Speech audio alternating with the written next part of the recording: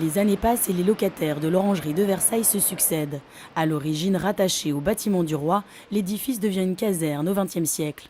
Ce sont maintenant des élèves que l'on croise dans les couloirs de ce bâtiment classé qui, après rénovation, s'est aujourd'hui transformé en résidence étudiante. On se sent un peu privilégié en tant qu'étudiant, voilà, de vivre dans un site restauré, historique et surtout à proximité du château. J'ai même pris un abonnement au château à l'année pour pouvoir en profiter.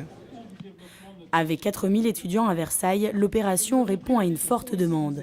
Et grâce à sa surface de 1600 m² et ses 77 logements, l'orangerie offre aux étudiants un cadre de vie exceptionnel. Rien n'est plus précieux dans une île comme la nôtre que ces bâtiments historiques. Mais souvent, pour des multiples raisons, ils sont en mauvais état. Et il faut réinsuffler de la vie dedans.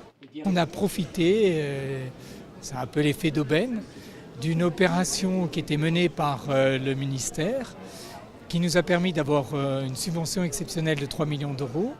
Une opération de rénovation coûteuse réalisée par la société IRP dans le cadre d'un projet de l'État sur la transformation de bâtiments militaires en résidences étudiantes. Il y a d'abord des subventions relativement conséquentes et à ceci s'ajoute un prêt.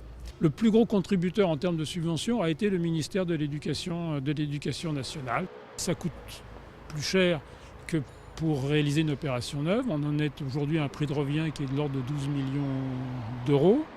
Inaugurée vendredi dernier, l'orangerie s'est aujourd'hui offert une nouvelle vie.